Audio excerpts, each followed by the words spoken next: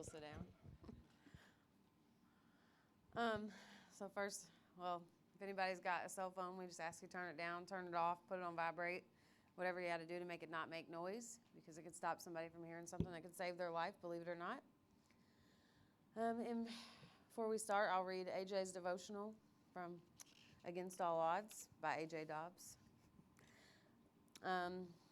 It's titled Releasing What Was Never Ours to Control.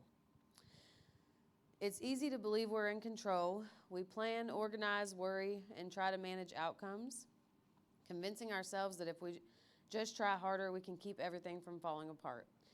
Yet much of what we attempt to control was never placed in our hands to begin with. The desire for control often grows out of fear, such as fear of the unknown, fear of disappointment, or fear of being hurt. When we feel uncertain, we grip tighter, thinking control will bring peace, but instead of peace, it often brings exhaustion, frustration, and anxiety. Control becomes a heavy burden we were never meant to carry. Scripture reminds us that God alone sees the full picture. While we focus on immediate results, God is working with external purpose in mind. What feels delayed, uncertain, or out of order to us may be part of a greater plan that is unfolding in ways we cannot yet understand. Releasing control does not mean giving up responsibility or becoming passive. It means doing our part faithfully while surrendering the outcome to God. It means trusting that God's wisdom surpasses our understanding and that His timing is always right, even when it doesn't match our expectations. When we acknowledge God in all our ways, we shift from striving to trusting. We move from anxiety to peace, from fear to faith. God never asked us to carry the weight of the future. He asked us to walk with Him today, one step at a time.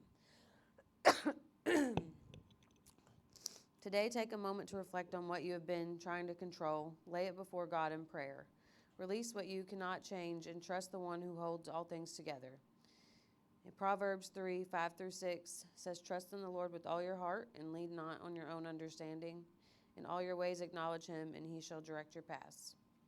And his prayer is, "Lord, forgive me for trying to control what belongs to you. Teach me to trust you fully and rest in your guidance.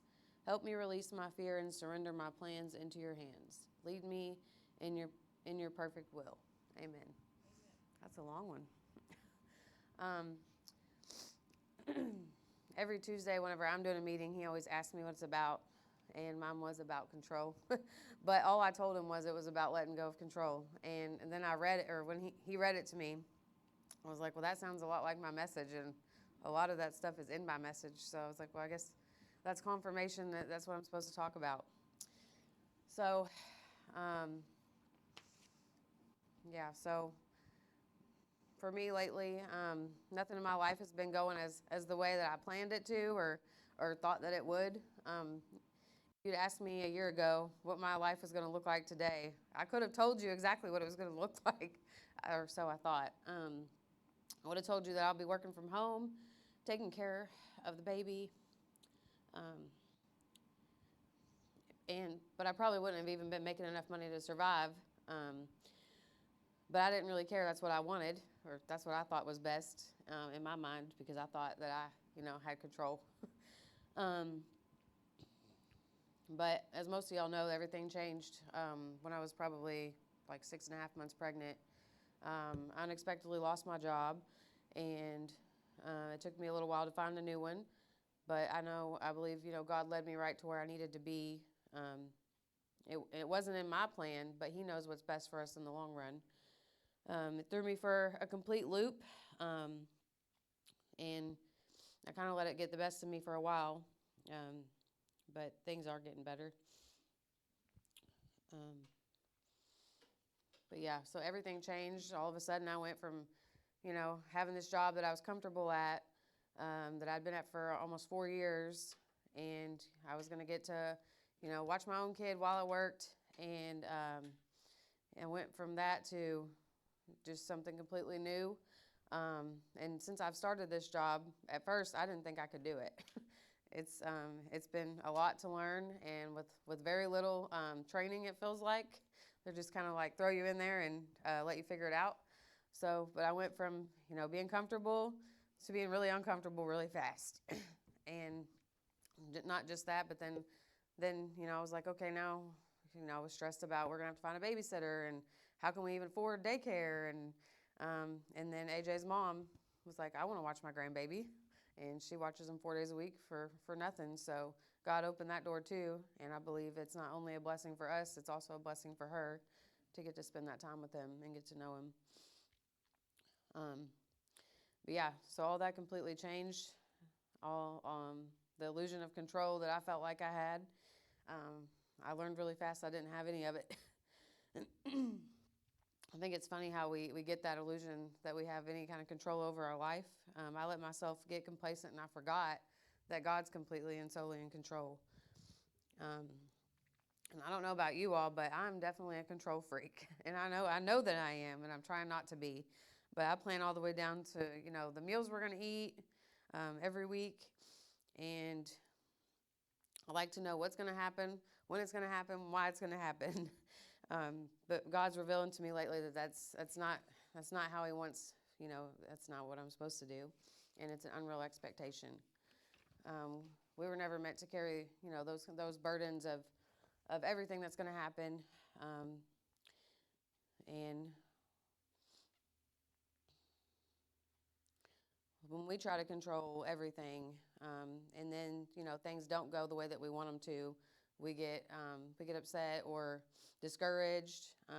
But and you think that you do all this planning, and it's going to bring you peace, but in the end, really, all you do is exhaust yourself, and then nothing ended up working out the way it was supposed to anyway. God's the only one that's in control. He created the entire universe and everything in it. And He knows every thought that we have. So for us to think that we have a single ounce of any control is pretty crazy. I forgot for a while that God knows exactly what I need and when I need it, and He's working all things for our good. Romans 8:28 says, "And we know that God causes everything to work together for the good of those who love God and are called according to His purpose for them." And Colossians 1:17 says, "He is before all things, and in Him all things hold together." So God has our best interest in mind. And in the middle of the night last night, God revealed something else to me to go along with this message. I was feeding John, and it was like 1:30 in the morning, and I was feeding him, and every time that you feed him and you stop to burp him, he starts screaming and crying and throwing a fit. He gets really upset. And now he's gotten to the point where he starts, kicking and fighting, and he does everything he can not to try and get the bottle back. But what he doesn't know is that if he doesn't burp, he's going to end up paying for it later. But I do know that. So all he knows is that he's hungry and he wants his milk. But if I give into his fit and let him go without burping, then he's going to have a massive stomach ache later. So it made me realize that it's the same way for us, between us and God. He knows what we need, and He also knows what we want. But if what we want isn't what's best for us, and He gives it to us anyway, then He's not really helping us later on. So He lets us throw our fit, but He doesn't give in to what we want and orchestrates what we need. Had God given in to what I wanted and let me stay at my work from home job, there's no way that we would be able to afford all the new expenses that come along with a baby. I was working 2 jobs, and I make at this one job what I was making at both jobs, but I wouldn't be able to work both jobs anymore once I had him, because I was working 5 a.m. to 7 p.m. between the 2 jobs. So I know that God knew, I needed something better, and He wanted to open up that door. He knew I wasn't going to go search for it, so He had to close one door to open the other. And He knew that it was going to scare me and throw me off, but He knew in the end that's what I needed, so He did it anyway. And now looking back, I'm grateful. And I knew eventually I would be able to be on the other side and see that, but it was hard to to remind myself at the time going through it. So no matter how much we plan for something to go a certain way, ultimately God's in control, and He can alter our plans at any moment, and He will. And it's important that we learn to be flexible to God's plan. And when you're going through all those things that everything's not going the way you wanted it to, it's really easy to let the devil creep in and get in your thoughts. I'm guilty of that. I was getting to where I was getting a lot of anxiety, just thinking negatively, and I realized it, but at the time I wasn't ready. For a while I wasn't ready to get out of that. And I knew exactly what I needed to do. I just wasn't ready to do it. So I let myself go on for a little while like that. But it's important that we know, that we recognize it, and we take our thoughts captive. 2 Corinthians 10:4-5. We use God's mighty weapons, not worldly weapons, to knock down the strongholds of human reasoning and to destroy false arguments. We destroy every proud obstacle that keeps people from knowing God. We capture their rebellious thoughts and teach them to obey Christ.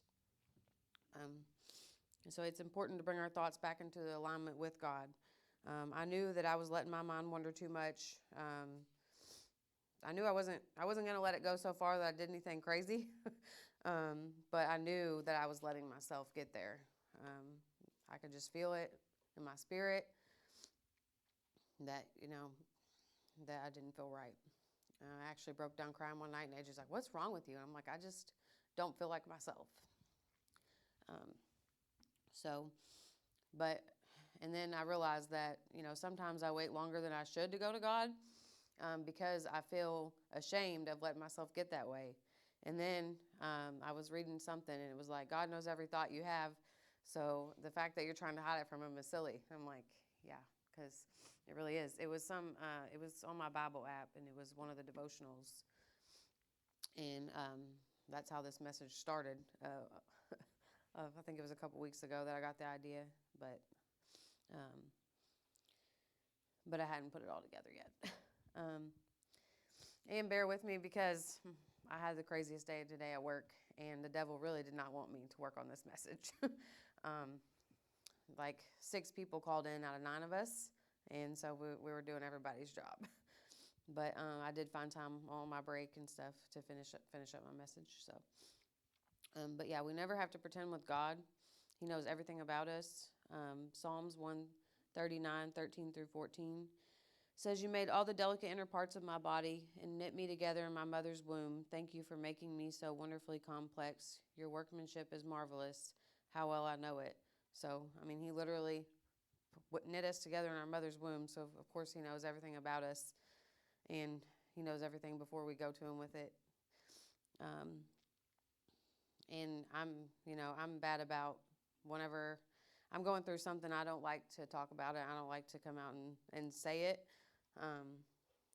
That's probably one of the reasons why I didn't want to do the meeting for a few weeks, because I'm like, once I go up there, I'm going to have to tell everybody how awful I've been, because that's what I do. I just come up here and tell myself. So, and then to let go of control, we have to surrender our will and be willing to surrender to God's will for our life. Mark 8:35 says, "If you try to hang on to your life, you will lose it. But if you give up your life for my sake and for the sake of the good news, you will save it." And I know surrendering it can feel really hard because it makes you feel like you're weak. But it doesn't make you weak. It actually takes a lot of strength and humility to say that you don't have all the answers and you don't know what to do, and to admit that in front of a group of people. 2 Corinthians 12:9 says, "My grace is all you need. My power works best in weakness. So now I am glad to boast about my weaknesses so the power of Christ can work through me." Amen. So God uses our weaknesses, and then he can make a testimony out of it. And usually the weaker the person, it seems like the better the testimony he makes out of it. And then for me, ever since, I've felt like I needed peace, that's what I had mainly lost, was my peace. Now I feel like, a burden's been lifted from me and I can finally breathe again. Jesus offers us all peace when he says, "Come to me, all who are weary and carrying heavy burdens, and I will give you rest." And rest isn't simply just sleep, it's also trust. It's learning to rely on His strength rather than our own. Um, I feel peaceful now, and I'm definitely not getting a lot of sleep, so, but trusting God. Exodus 33:14 says, "My presence will go with you, and I will give you rest." Um, I think for me, a lot of my problem was I was thinking too far into the future. I needed to focus back on one day at a time or one moment at a time. I definitely let the devil steal my peace pretty much the whole time I was off work. Instead of enjoying my time with the baby, I was thinking about, oh, well, what's going to happen when I go back to work? And yeah, now I feel more peaceful even being back to work than I was the whole time I was off work. So I'm grateful for that.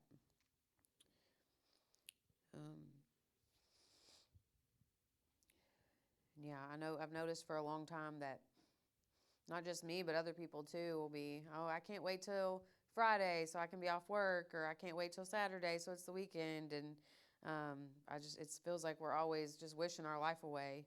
We're letting the devil steal the joy that we're supposed to have today. Because even today, going to work, we can have a good day.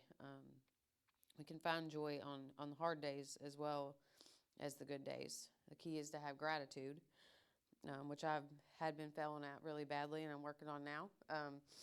So Natalia, the other day, got schooled by an 11-year-old, told me that I needed to quit complaining about all the things I prayed for. You prayed for that baby. Why are you complaining about having to wash bottles and give him a bath and all this stuff after work? And you prayed for that job. Why are you complaining about how hard it is? I'm like, oh my gosh, she's so right. And don't tell her that, because she already has a big head. So, yeah, I'm trying to learn to purposely be more grateful and think of things that I'm grateful for every day, and stop complaining about the things that I prayed for.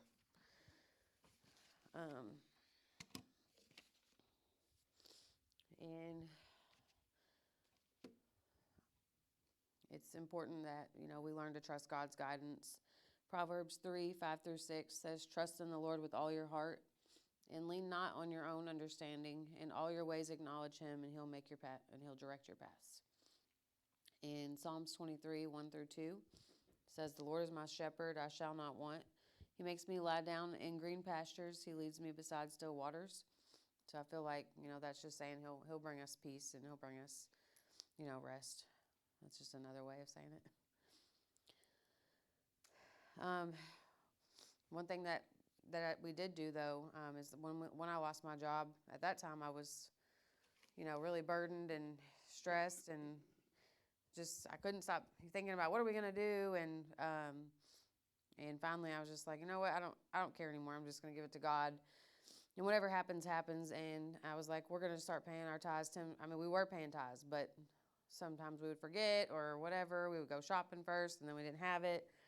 So I started from like the week I lost my job, paying my full 10% of tithes no matter what. That would be the first thing I would do on payday before I got to the grocery store or any of that. And then I just, decided that we had to trust God, that He would provide everything that we need.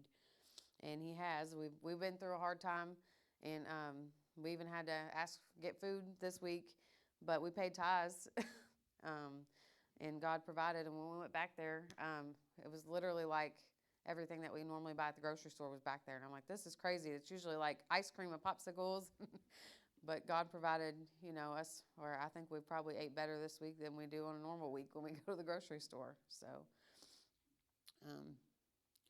even though I've been struggling, we've still done that the entire time. And I've been trying, to trust God and I know that He's going to provide no matter what. He always has. And even if it's not, okay, here's money in your bank account, it's here's food to fill up your pantry, or here's somebody that will help you until you get paid on Friday or whatever. He always opens that door. So, He always meets every need that we have. I already said all that. That He opened the door to my job, the babysitter, all our bills are paid. And I know now that I'm back to work, I don't think once we start getting checks again that we'll struggle again I mean, unless God changes our plans again. So I'll just leave that up to him because I don't want to try to plan too much myself. And I feel like it's all been really humbling. Even like it's been months. I feel like we've been struggling.